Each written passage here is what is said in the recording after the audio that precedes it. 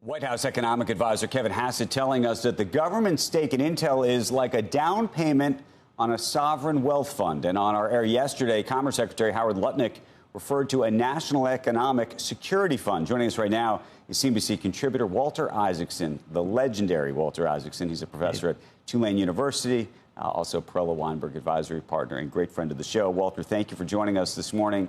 We've all been trying to make sense of what we've learned even in the past week as it relates to this Intel investment, but maybe even more so the idea that the president is saying quite openly he's hoping to do this again and again. What do you make of that? I mean, I think state capitalism is always a bad idea, whether it's the way you do it in China or you do it in other places. You don't want the federal government to be controlling major corporations, and for that matter, to be competing against other corporations. If they have a stake in Intel, what does that mean for competition? We've always resisted that.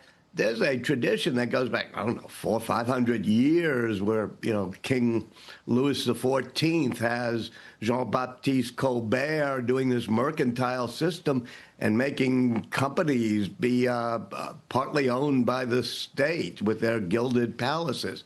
That's the type of thing we've always tried to avoid in America. So the question is, if you are right, why do you think we have not heard, and we talked about it earlier with Arthur Brooks, we haven't heard from the Chamber of Commerce or the Business Roundtable or business leaders or traditional, conservatives that are either senators or congressmen or governors or whatnot on this issue who I think probably agree with you but haven't said so aloud?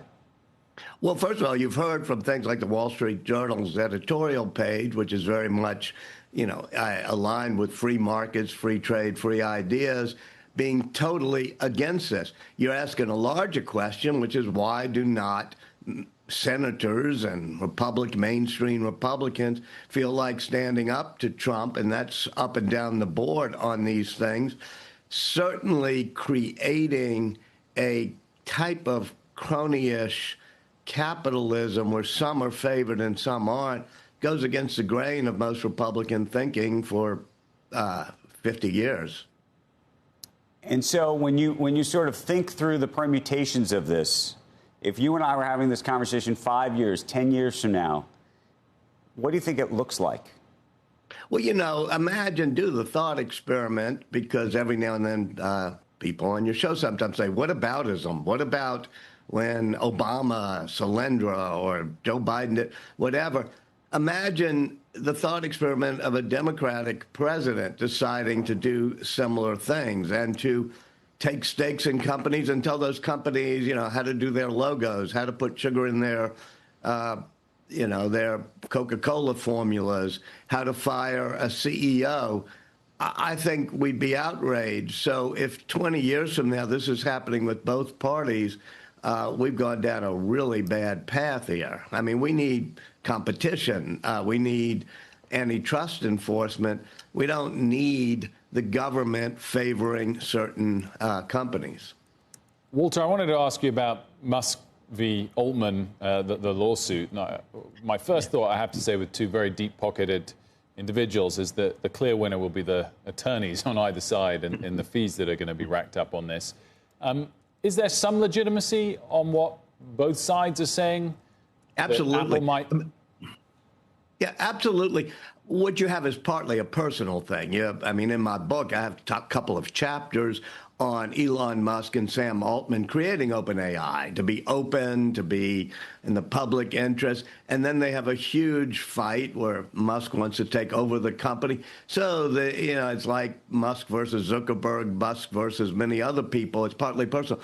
But there's a deeper thing. And once again, it's historical, and it goes back to the Sherman Antitrust Act, to US v. Standard Oil, and then all the way to US v. Microsoft and Apple, which is if you have dominance in an industry. And there's a question that hasn't been totally resolved, is whether Apple is either a monopoly in the iOS-type smartphone industry or has dominance.